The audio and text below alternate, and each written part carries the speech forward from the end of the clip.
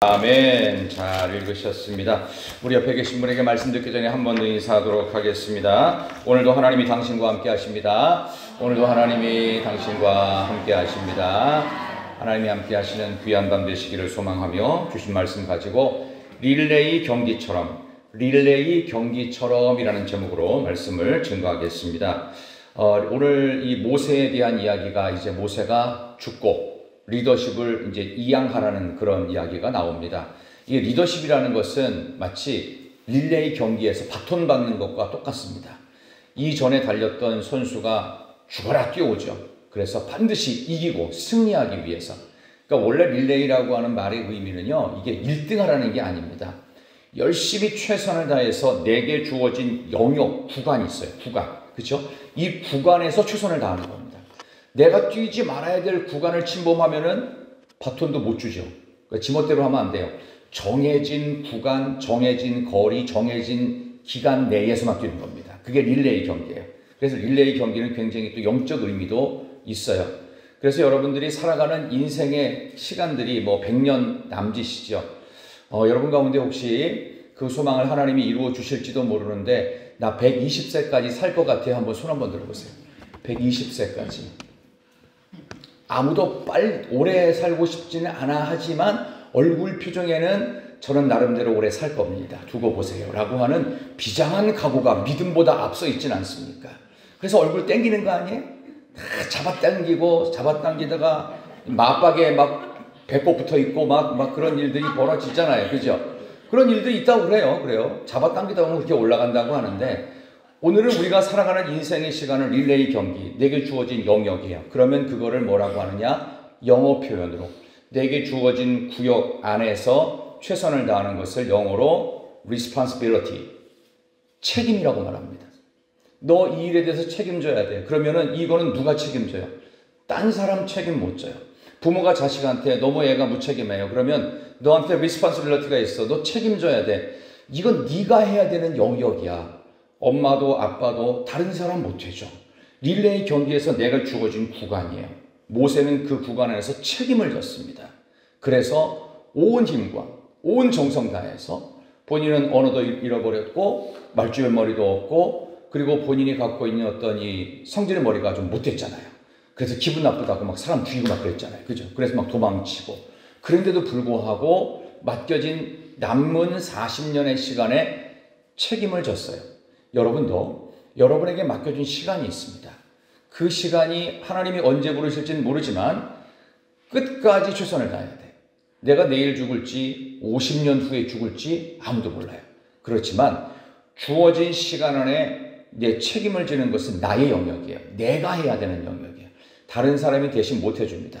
그러니까 이제 책임을 다했던 모세가 그 다음 리더십을 이양하는 이 리더십, 바톤 터치하는 이 자리에서 그가 요청했던 다음 리더에 대한 조건을 얘기하고 있는데 이게 참 하나님께서 원하시는 가장 아름다운 리더의 모습. 저는 우리 한국 교회가 또 한국 지금 사회가 이게 굉장히 불안하잖아요. 그죠?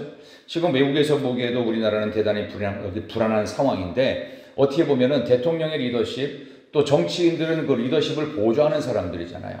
이게 마치 너무 혼돈스러운 거예요. 그죠? 서로 위에 자리만 올라가려고 했지 위에 자리 올라가서 내가 어떻게 되는지를 몰라요.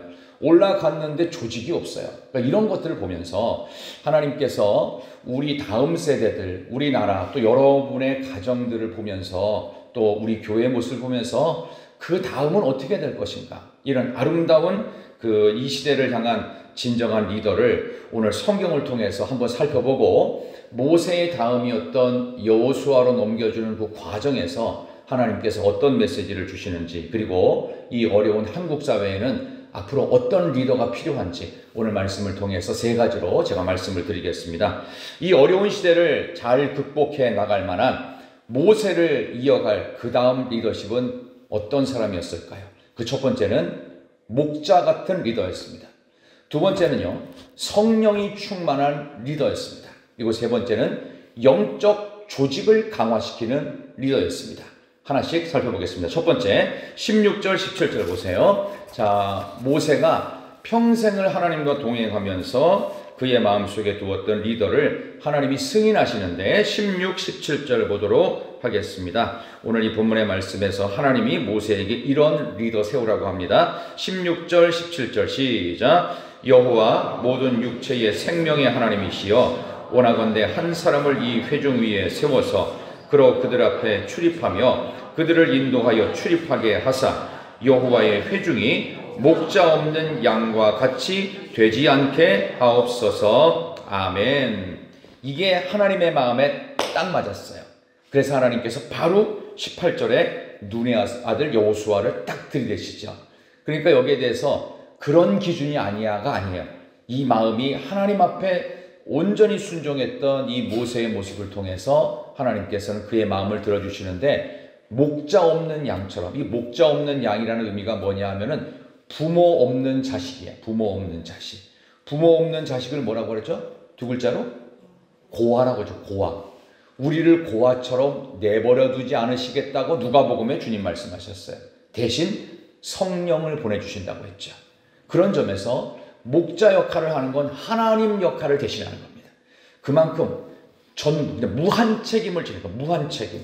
그러니까 우리가 할 수 있는 우리 나름대로의 무한 책임은 불가능하지만 유한 책임을 질 수 있는 진정한 리더는 목자 같은 리더입니다. 다음에 누가 대통령이 될지, 다음에 어떤 사람이 그 어떤 단체의 장이 될지, 이런 거는요, 제일 중요한 기준이 여기 성경에 있는 기준처럼 목자 같은 사람, 아버지 같은 사람이 필요하다. 이게 참 중요합니다. 실제로 책임을 못 지지만 무한 책임을 지겠다라고 하는 각오를 갖고 하는 사람, 그게 목자 같은 리더십입니다. 지금 모세는 진액을 다 쏟아붓고 하나님께서 너 저 가나안 땅을 바라보기만 해라. 그리고 너 못 들어가 하면서 무리바 물 얘기를 딱 하시죠. 근데 여기에 대해서 모세는 불평이 없어요. 그 다음 리더를 누구로 세울 것인가에 대한 것만 생각하면서 미래를 바라보면서 하나님 앞에 기도를 하죠. 목자 없는 양처럼 되지 않도록, 목자 없는 양 같은 그런 백성 되지 않도록 세워달라고 이제 그렇게 얘기를 하는 걸 볼 수 있습니다.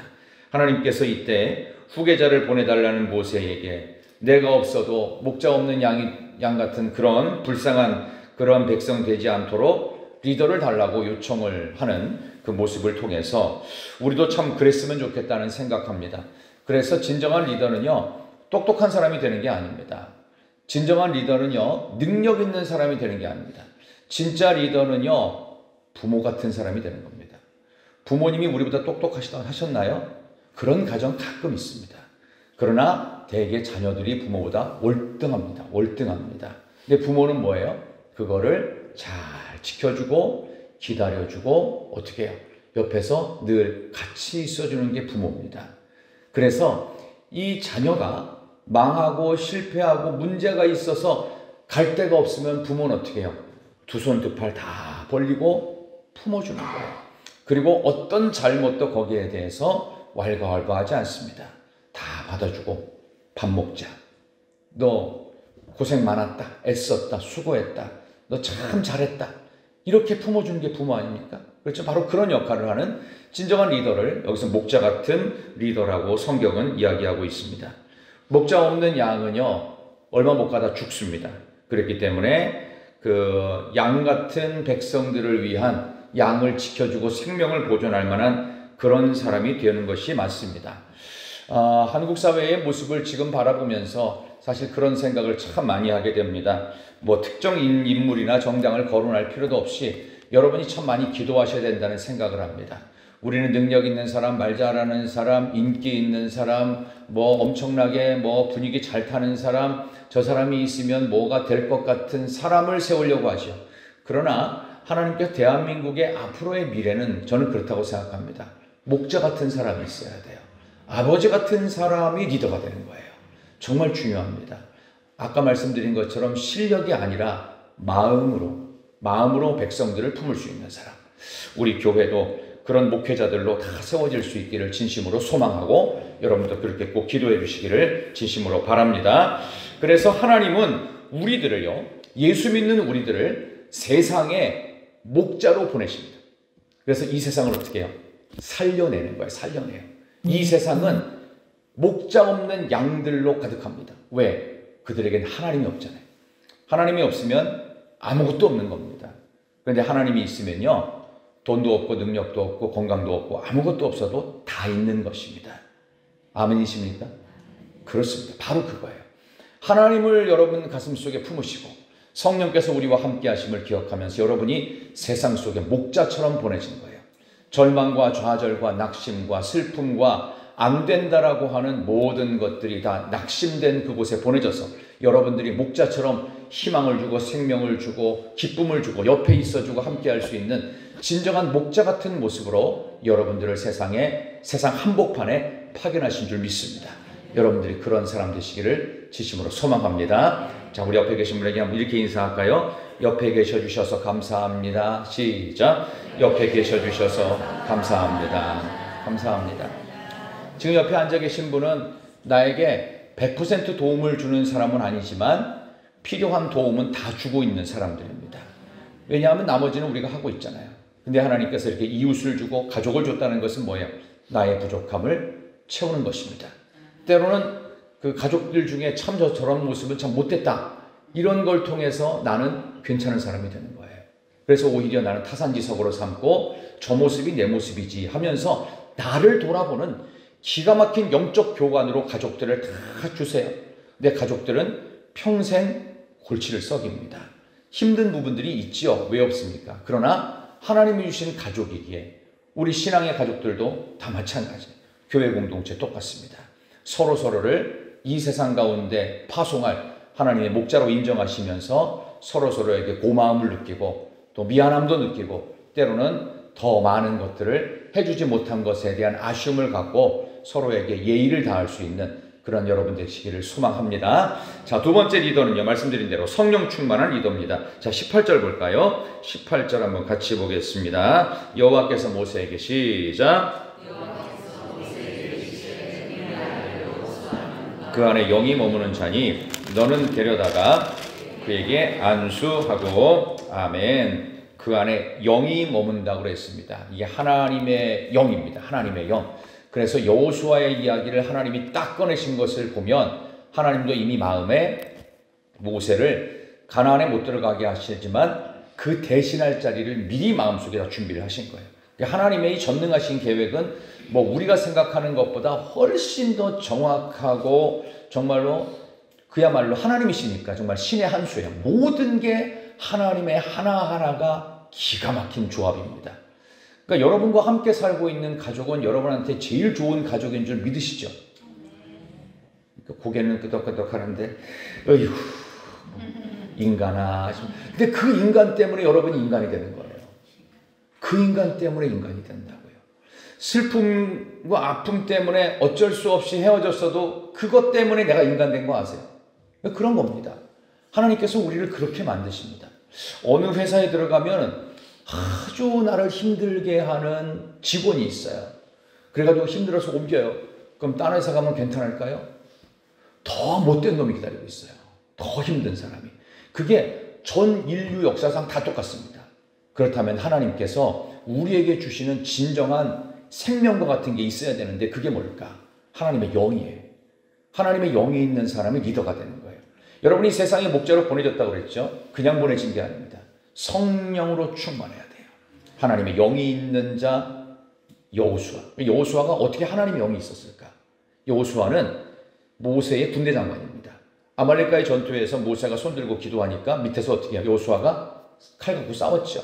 그러니까 모든 어려움의 시간들을 보면서 모세가 그때마다 뭘 했는지를 여호수아는 항상 곁에서 지켜봤던 사람이에요. 그러니까 모세의 모든 결정은 하나님과 늘 관계를 맺고 있었어요. 그러니까 능력이 아니라 하나님과 좋은 관계성을 배운 사람을 리더로 세우는 거예요. 그게 성령 충만한 거예요. 하나님의 영이 그에게 있었다. 그런 의미를 갖고 있습니다. 여기서 저는 이제 다윗과 사울을 비교하지 않을 수가 없는데 사울은 다윗보다 훨씬 더 조건면에서 월등했습니다. 뭐 죄를 지은 것도 사실 그의 질투 때문에 다윗을 죽이려고 한 거지 그게 어떻게 보면 다윗보다 훨씬 괜찮았는데 사울의 잘못은 뭐냐? 자기 멋대로 하고요. 항상 사람들의 인기를 구합니다. 그래서 다윗은 참 그런 거 잘 못해요. 근데 불구하고 항상 하나님의 결정을 수용합니다. 여러분은 믿음 생활을 하시면서 여러분이 좋아하는 게 있고 여러분이 조금 손해를 볼 만한 게 있어요. 그러니까 나한테 조금 유리한 게 있고요. 나한테 조금은 불리한 게 있어요. 완전히 불리한 건 없어요. 조금 불리해요. 조금 불리해요. 조금 더 유익한 것과 조금 더 불리한 것 중에서 여러분들은 주로 어느 쪽을 택하시죠? 대개 다 조금 더 유리한 쪽 택하죠. 우리 거의 다 그렇습니다. 조금이라도 유익한 걸 택하지 조금이라도 불리한 걸 택하는 사람은 별로 없습니다. 근데 어떤 때 하나님께 기도하면 이상하게 내가 좀 선호하는 쪽, 조금 유리한 쪽보다는 조금 불리한 쪽으로 가라고 하시는 건가? 이런 생각을 하게 되는 때가 있어요. 어떤 기도가 응답이 안 돼요. 그럴 땐 그게 맞아요. 조금 불리한 게 맞습니다. 그럼 조금 불리하면 내 인생은 망할까요? 아니에요. 자꾸 그런 생각이 가끔이라도 든다면 뭐예요? 이 불리함과 이 부족함을 누가 채운다는 거예요? 하나님이 채우는 거예요. 그게 성령이에요. 성령으로 충만하면 나의 부족함과 나의 연약함 바라보지 않고 나는 부족하고 나는 힘이 없고 나는 무능하지만 내 뒤에 전능하신 하나님의 영이 있다. 그러니까 지금 아말렉과의 전투에서 사실 모세가 위에서 기도한다고 이렇게 퍼포먼스 하죠. 밑에서는 본인이 죽어라고 목숨을 걸고 싸워야 되는데 무기가 제대로 없는데 뭘 싸웁니까? 여러분 요리 하나 하더라도 다 장비빨 아닙니까? 좋은 그 요리 도구가 있어야 요리를 잘하는 거지 그냥 계란 후라이 하나 했는데 늘어붙는 프라이팬 갖고 뭔 요리를 하겠어요. 그죠? 그러니까 뭔가 좀 장비가 돼 있어야 되는데 무기도 없지. 아말렉은 정규군인데 이스라엘 백성들은 어떤 군대입니까? 오합지졸 거짓대들이에요. 이게 뭘 하겠냐고요. 게임도 안 되는 총도 제대로 못 쏘는 군인하고 정규 부대하고 누가 이깁니까? 말도 안 되는 싸움이에요. 근데 모세는 올라가서 싸움을 도울 생각을 안 하고 기도만 하고 있네요. 그럼 여호수아가 무슨 생각을 했을까요? 야, 나보고 뭘 어떻게 하라는 거야. 그냥 무기도 제대로 없는데 이러다가 그냥 죽으면 총알바지야 아니면 희생양이야 뭐야 이런 생각을 할 수 있어요. 근데 그때 그에게 하나님의 영이 있다고 그랬죠. 하나님, 이 싸움 우리가 100% 집니다. 우리 그 이스라엘 군대 오합지졸인데 무기도 변변치 않은데 이러다 다 죽을 것 같은데 모세가 기대했던 홍해를 갈라주셨던 그 하나님의 영이 나 좀 도와주세요. 우리 이스라엘 좀 살려주세요. 그런 기도를 분명히 했을 거예요. 원래 능력 없으면 하나님 찾잖아요. 지푸라기를 잡는 심정으로 그게 하나님의 영을 붙드는 거예요. 그래서 원래 모든 것 다 갖춰지고 성령 하나님 우리를 도와주옵소서가 아니에요. 갖춰진 게 거의 없어요. 하나님 살려달라고 두 손 두 발 드는 거예요. 항복하는 거예요. 그런 마음으로 여호수아는 목숨을 걸고 싸운 거예요. 근데 웬걸 모세가 기도하는 손이 올라가 있을 때 이상하게도 질 것 같았던 전쟁, 정말 다 죽을 것 같았던 전쟁에서 안 죽고 안 지고 이기고 적들이 죽어나가는 거예요. 이게 뭐지? 이게 뭐지? 하면서 이 전쟁을 승리로 이끕니다. 하나님의 영이 그를 돕습니다. 그거를 여러 차례 경험합니다. 그래서 하나님의 말씀에 거역하는 그런 고라 일당이 모세에게 반항하고 모세에게 불평하면서 하나님이 없다고 막 그런 불평의 소리가 있을 때 그때 하나님께서 고라 일당을 완전히 땅속에 묻어버리시는 장면까지 확인하게 됩니다. 아, 하나님 말씀에는 무조건 순종해야 되겠다. 내가 불가능한 상황, 너무 불리한 상황, 이건 정말 무조건 죽는 그런 불리한 상황에도 하나님께 기도하면 되는구나. 이거를 여호수아가 보고 듣고 배운 거예요. 여러분 어떻습니까? 여러분은 성령 충만하다는 게 그냥 어떤 영적으로 감동적으로 가슴속에 살다 튀어오르고 감동적으로 짠하고 눈물 한번 쫙 빼고 그게 아니고 끊임없이 치열한 영적 전투 현장에서 배우는 거예요. 죽음의 과정을 통과하면서 하나님이 나를 살려주시는 이 기적 같은 간증을 체험했으니까 그에게 하나님의 영 없이는 나 못 살아요. 기도 없이는 못 살아요. 하나님의 도우심 없으면 못 살아요. 그게 하나님의 영이 있던 여호수아가 아니냐. 모세가 120세가 되었을 때 여호수아가 자기와 함께했던 지나간 시간들이 주마등처럼 쫙 스쳐 지나갑니다. 과거로부터 필름이 돌아가듯이 쫙 돌아가는데 맞습니다. 하나님. 여호수아가 저와 함께 있었고 하나님의 역사에 그는 동행했습니다. 모세도 100% 하나님의 제안에 감사로 받고 있습니다. 그러니까 우리의 결정과 하나님의 결정이 참 많이 다를 때가 있어요. 근데 여호수아가 어떻게 보면은 눈의 아들 여호수아라고 되어 있잖아요. 근데 여기서 눈의 아들 여호수아는요, 출신 성분이 별로 좋지 않은 사람입니다. 그래서 이 출신 성분이 별로 안 좋은 사람이 이 보수적인 히브리 민족들에게 좋게 비춰질 리가 별로 없습니다. 우리나라에서도요, 그래도 좀 괜찮은 집안의 사위감이나 아니면은 이렇게 며느리감을 구할 때요, 뒷조사 엄청나게 하는 거 아세요? 그래가지고 괜찮은 속된 말로 양반 집안인지부터 뼈대가 있는지 없는지 이런 거 다 보고요. 무슨 이 사람이 중간에 조상 중에서 범법자는 없는지 이런 거 다 조사합니다. 근데 눈의 아들 여호수아는요, 출신 성분이 좋지 않아요. 그럼에도 불구하고 될 수 있었던 것은 하나님께서 그를 택하신 거예요. 하나님의 결정대로 되고, 여기에 대해서 레위 지파 출신이었던 모세가 100% 승인을 합니다. 그리고 엘르아살 제사장에게 가가지고는 바로 기름을 붓고 그들 이스라엘 모든 민족 위에 영적인 기도로 모세가 죽기 전에 세워버립니다. 이런 일들을 통해 성령 충만한 리더가 필요하다. 하나님과 함께하는 인생의 치열함 속에 영적 전쟁을 기도로 이겨내고 영적 전쟁을 하나님의 전능하신 도움으로 이겨냈던 간증 같은 인생이 있는 사람, 성령 충만한 저와 여러분이 되어야 될 줄로 믿습니다.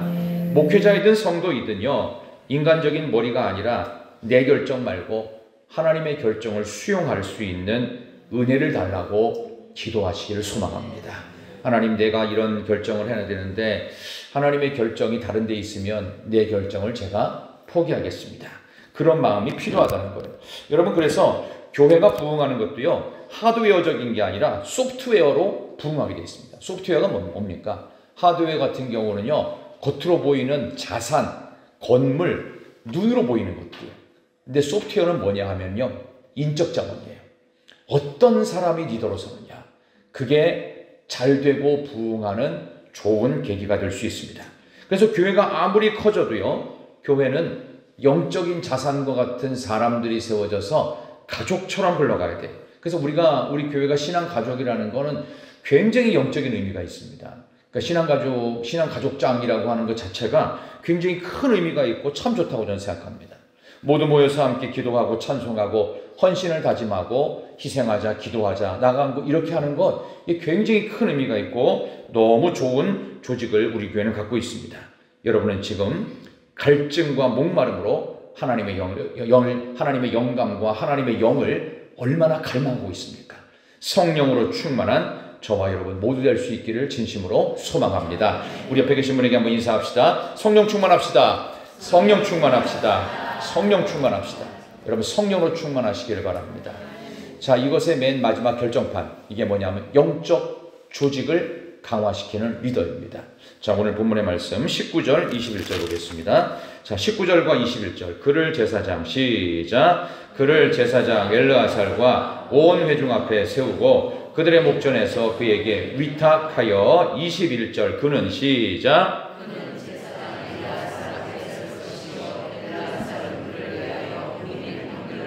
여호와 앞에 물을 것이며 그와 온 이스라엘 자손 곧 온 회중은 엘르아살의 말을 따라 나아가며 들어올 것이니라. 아멘. 제사장 앞에 리더를 세우고 그 다음에 엘르아살과 온 회중 앞에서 그를 세웠다. 다시 말해서 이 질서를 정확하게 잡았다는 겁니다.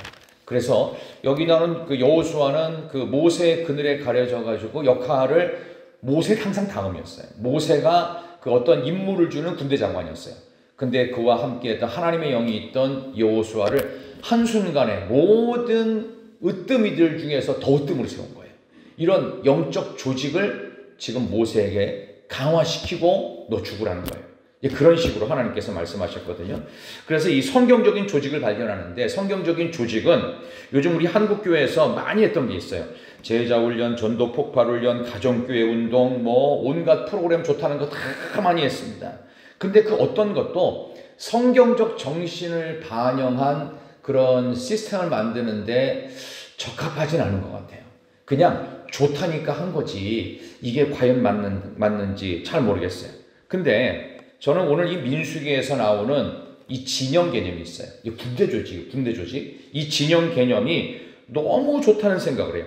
성도의 삶이 어떤 삶이냐? 성도의 삶은 장미 꽃잎을 뿌려놓은 탄탄대로가 아닙니다.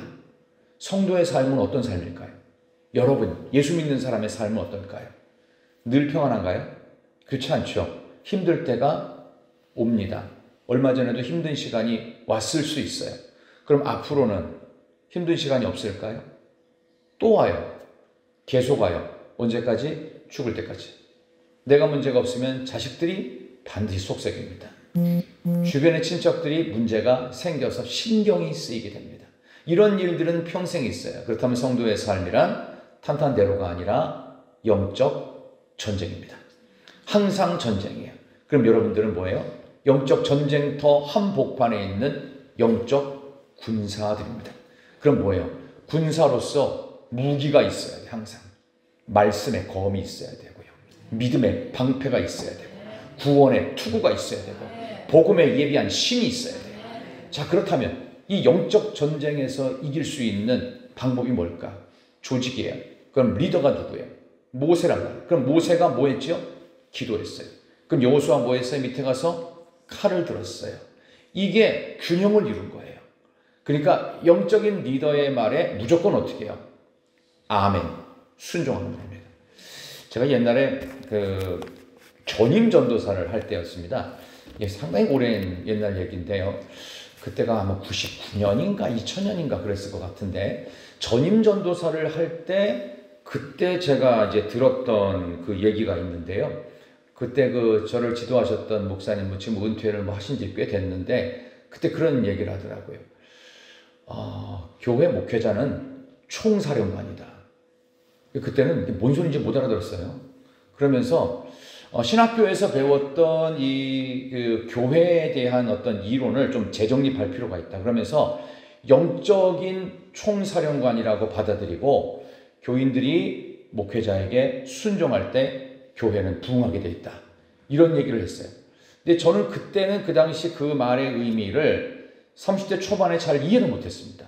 근데 그냥 무조건 프로그램이 그렇게 되니까 그냥 따라만 갔어요. 근데 시간이 가면 갈수록 그 말이 성경적으로 맞다는 생각을 하게 됐습니다. 총사령관은 어떻게 해요? 맨 앞에서 진두지휘를 합니다. 근데 그 말을 뒤에서 안 따라주면요, 위화도 회군되는 거예요. 엉망이 됩니다. 근데 그 말을 따라주잖아요. 불가능한 영적 전쟁을 이길 수도 있어요. 근데 순종을 안 하잖아요. 그럼 전진이 안 돼. 그래서 저와 여러분들이 해야 될 것, 하나님의 말씀을 맡아서 목회자가 앞에 선포하고 리더를 하면 여러분이 하셔야 될 가장 중요한 영적 군사로서의 역할, 순종 잘하시면 됩니다. 가장 쉬운 것 같지만 가장 하기 싫어요. 왜? 내가 좀 손해보는 쪽이 많아요. 희생 많이 해야 되고, 져줘야 되고, 남보다 나를 낮춰야 되고, 다른 사람을 나보다 낮게 여겨야 되고, 이러면서 자꾸 손해만 보는 것 같거든요. 근데 그게 내가 결국 잘 되는 길입니다. 아멘이 안 나오는 인기 없는 멘트가 지금 나가고 있어요. 근데 이게 맞다고요. 그럼 예수님은 왜 십자가 지셨냐고요. 그럼 예수님 십자가에 못 박아놓고 우리는 누리겠다는 거예요? 그럼 안 되잖아요. 그건 교회가 아니에요. 그거는 친목단체지. 교회가 부흥하는 것은 예수 십자가를 지는 것처럼 나도 나를 부인하고 내 십자가 지고 주님처럼 빛도 없이 이름도 없이 가는 거예요.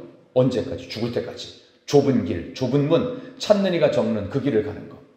그런 거에 대한 순종을 하는 것이 결국 쉽지 않잖아요. 그죠?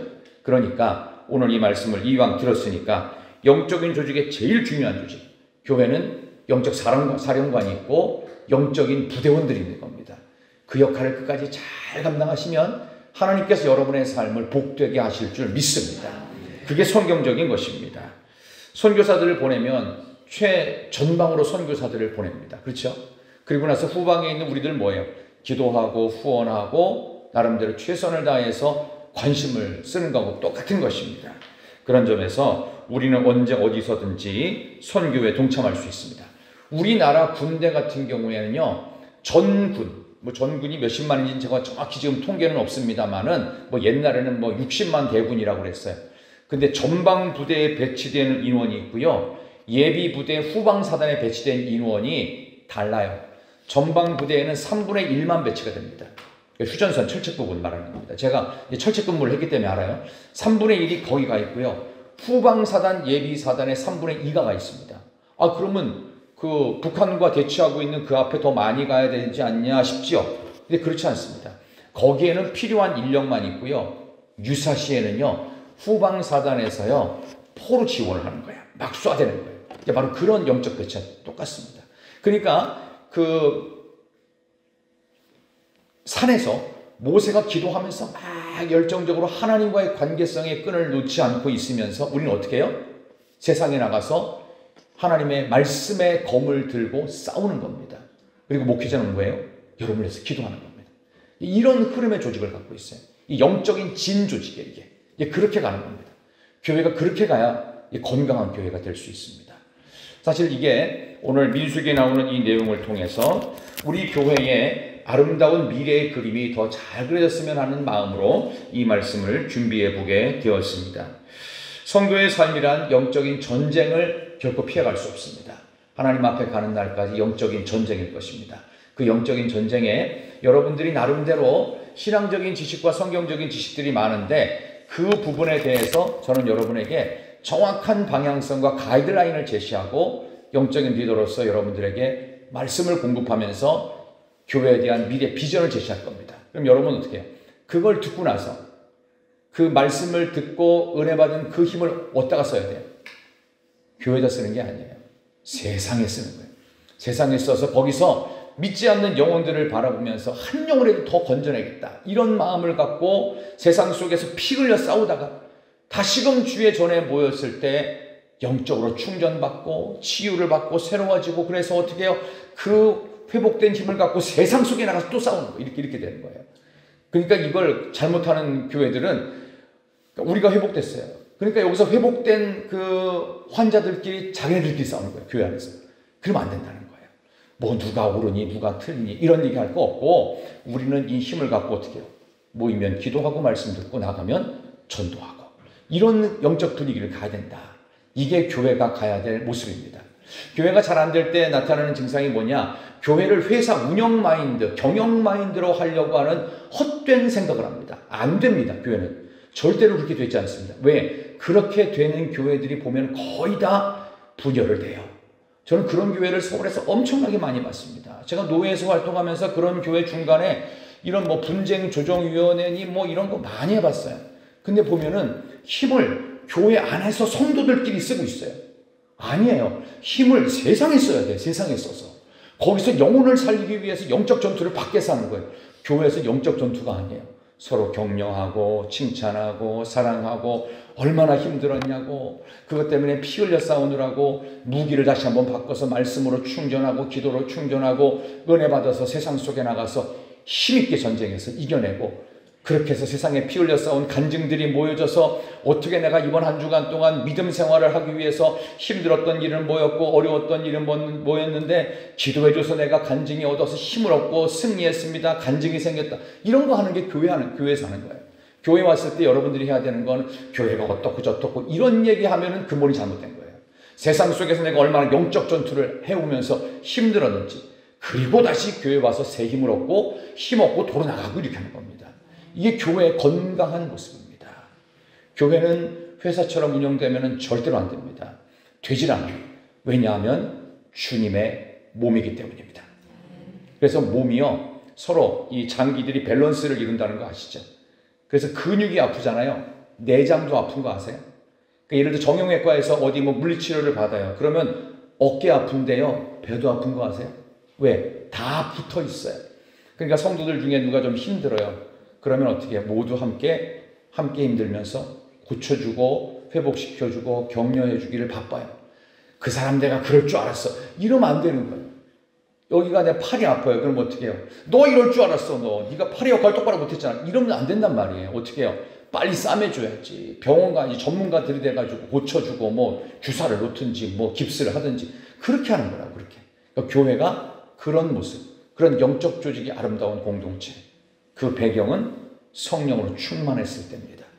그리고 바로 우리에게 목자이신 하나님이 계실 겁니다. 하나님께서 우리 교회를 그렇게 아름답게 세워주시길 원하면서 우리는 인생의 릴레이 경기를 달리고 있습니다. 그 맡겨주신 시간과 장소와 이 구간 안에서 열심히 책임을 갖고 달려가는 겁니다. 달려가면서 충성할 때 그 가운데 영적 전쟁이 반드시 있어요.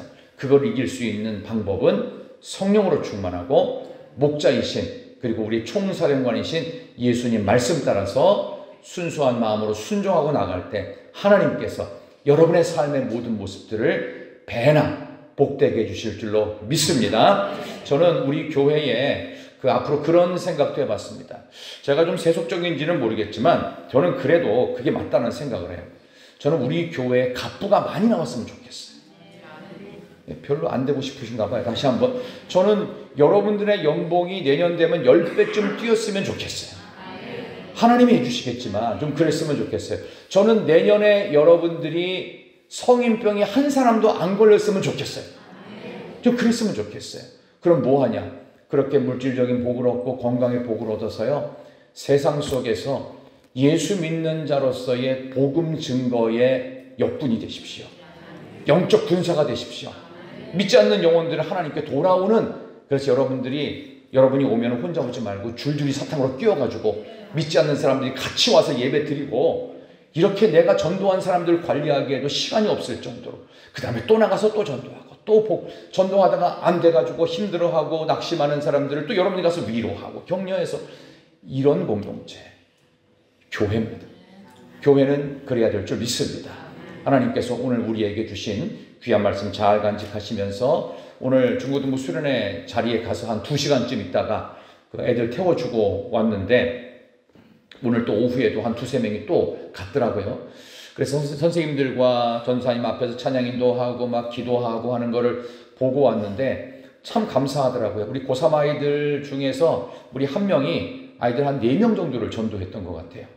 자기가 전공하는 그 분야에 같은 일을 하고 있는, 같은 전공하는 아이들을 데려왔는데 참 아이들이 귀하다. 그렇게 애들이 한 4-5명이 와 있으면 내년에는 청년부가 무조건 5명 그냥 오는 거 아니에요. 그 남전사님 좋겠어요. 그러니까 얼마나 좋을까 하는 생각이 들어요. 그러니까 성씨가 좋아요. 남씨가 좋은 것 같은 생각도 좀 드는데, 장로님도 남씨가 좋은 건 아닌가 그런 생각도 하고, 그 사모님은 또 황씨야. 또 황씨도 좋은 것 같기도 하고, 어쨌든 뭐 마음속에 여러 가지 생각을 해보면서 오늘 중고등부 아이들 하는 거 보면서 제가 그런 생각을 하고 오늘 이제 오후에 한 4-5시쯤 돌아왔는데 그 생각이 들었어요. 하나님, 우리 아이들 한 20여 명이 와서 여기서 수련회를 하는데 이 아이들의 2025년 2월에 이 기억이 평생 가게 하여 주시옵소서. 여기서 만났던 예수 그리스도, 여기서 불렀던 하나님을 향한 뜨거운 찬양, 여기서 눈물로 목매어서 하나님께 부르짖었던 그 예수님을 외치는 기도들 평생 잊지 않고 이 아이들도 평생 하나님의 군사로 살게 하여 주시옵소서. 목자 대신 예수님 붙잡고 따라가게 해 주시옵소서. 그래서 하나님의 영이 충만한 여호수아와 같은 그런 중고등부 아이들, 이 아이들이 우리 교회의 미래요, 대한민국의 미래가 될 줄 믿습니다. 이 아이들 가운데 선교사도 나오게 하시고, 이 아이들 가운데 훌륭한 목회자도 나오게 하시고, 특별히 이 아이들 가운데 CEO도 나오게 하시고, 위대한 정치인도 나오게 하시고, 하나님 그러한 미래를 우리 교회가 꿈꾸게 하여 주시옵소서. 여러분께 기도 부탁을 드리는 겁니다. 이 시간 아마 비슷한 시간에 집회를 하고 있을 것 같아서 우리 여러분 오늘 기도하실 때 우리 남전사님 와서 기도 인도하실 텐데, 여러분 기도하시면서 하나님, 우리 다음 세대 아이들 정말 오늘 같은 시간에 기도할 때 그들에게 은혜를 우리보다 배를 더하여 주시옵소서. 혹시 여러분들 깜빡 잊으셔가지고 중고등부 수련하는 거 모르시는 분이 계실지도 모르는데 아직 후원 못하셨다면 십시일반으로 후원하실 기회가 내일까지 있습니다. 그러니까 여러분 잊지 마시고 기도로 후원하시고 물질로 후원하시고 아이들의 미래를 위해서 조금만 좀 관심을 가져주세요. 이 아이들이 살아야 청년이 살고요, 이 나라 대한민국의 젊은이가 살고, 우리 대한민국을 통해 건강한 나라를 하나님 만들어 주실 줄로 믿습니다. 오늘 또 찬양하는 찬양팀, 또 2부 예배 때 막 2부 기도회 때는 막 더 뜨겁게 찬양할 때 악기들 세션들, 또 인도하는 전도사님과 모든 찬양대원들, 우리 온 교회가 뜨겁게 기도하는 기도회로 여러분 오늘 이 밤을 뜨겁게 하나님 앞에 나아가기를 축원합니다. 하나님 아버지 감사합니다. 오늘 하나님 앞에 나와서 기도하는